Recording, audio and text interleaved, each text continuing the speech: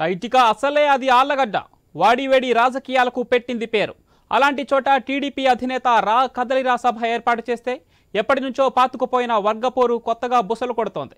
కొద్ది రోజులుగా మాజీ మంత్రి అఖిలప్రియ, ఏవి సుబ్బారెడ్డిల మధ్య అసలు పొసకడం లేదు. రెండు వర్గాలు ఢీ అంటే ఢీ అనుకుంటున్నాయి. హత్యా ప్రయత్నాల ఆరోపణలు కలకలం రేపాయి. ఇటీవల రెండు వర్గాలు కవ్వించుకోకపోయినా ఇప్పుడు టీడీపీ కదలిరా సభ ద్వారా పాత పగలు కొత్త సెగలు కక్కుతున్నాయి.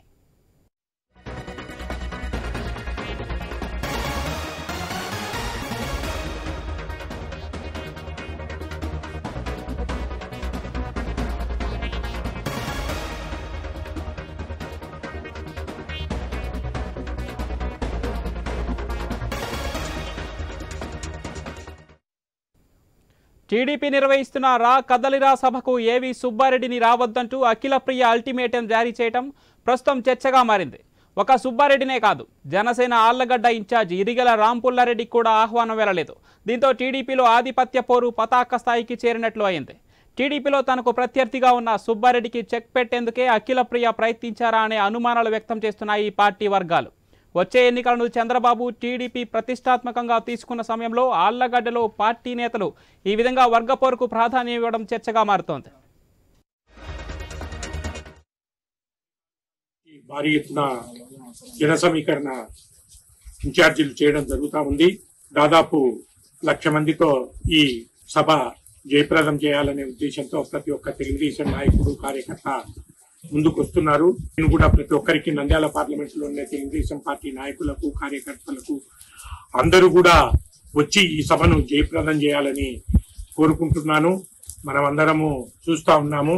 వైకాపా ఈ 4.5 సంవత్సరాల కాలంలో కూడా ఎంతసేపు ఉన్నా కక్ష సాధింపు ధోరణితో, విద్వేషాలతో, మత కక్షలతో వ్యవస్థలను సర్వం నాశనం చేసి రీసెంట్ గా అంగన్వాడీలు అయితేనేమి, పారిశుద్ధ కార్మికులు అయితేనేమి వీళ్ళందరినీ కూడా లాస్ట్ కి ఎస్మా చట్టము ఉపయోగించే పరిస్థితిని ఈ ప్రభుత్వం తీసుకొని వచ్చింది. ఇక అభ్యర్థుల విషయం అయితే ఫుట్బాల్ ఆడుతున్నారు. ఎక్కడ ఎవరుంటారో అర్థం కాలేని పరిస్థితి. ఉదాహరణకు చిలకలూరిపేట రజని 4.5 సంవత్సరము మంత్రిగా పనిచేసింది. ఆమెను తీసుకుపోయి గుంటూరుకేశారు. అంటే 4.5 సంవత్సర కాలంలో మంత్రిగా ఆమె ఫెయిల్యూర్ అయిందని పార్టీనే ఒప్పుకుంటుంది కదా. ఫెయిల్యూర్ అయిన ఆమె గుంటూరులో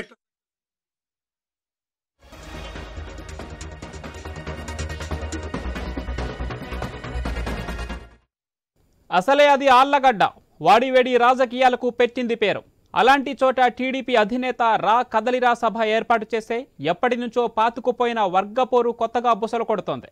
కొద్ది రోజులుగా మాజీ మంత్రి అఖిలప్రియ, ఏవి సుబ్బారెడ్డిల మధ్య అస్సలు పొసకడం లేదు. రెండు వర్గాలు ఢీ అంటే ఢీ అనుకుంటున్నాయి. హత్యా ప్రయత్నాల ఆరోపణలు కలకరం లేపాయి. ఇటీవల రెండు వర్గాలు కవ్వించుకోకపోయినా ఇప్పుడు టీడీపీ కదలిరా సభ ద్వారా పాత పగలు కొత్త సెగలు కక్కుతున్నాయి.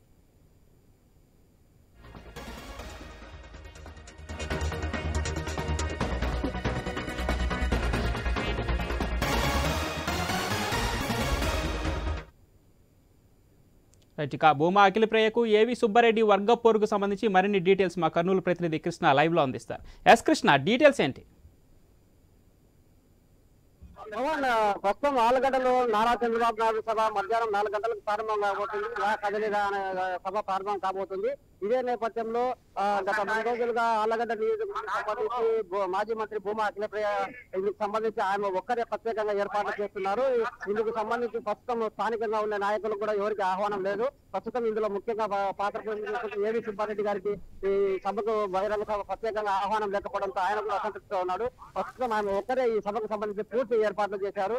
గతంలో ఈ సభ ఎంతో ప్రతిష్టాత్మకంగా కావడమే కాకుండా గత 4 నెలల క్రితము 9వ తేదీన నంద్యాల జిల్లాలో చంద్రబాబు నాయుడు గారు అరెస్ట్ కావడమే. మళ్ళీ ఇదే నేపథ్యంలో గత 4 నెలల తర్వాత ప్రస్తుతం ఆళ్లగడ్డలో సభ జరగడం ఎంతో ప్రతిష్టాత్మకంగా తీసుకున్నారు.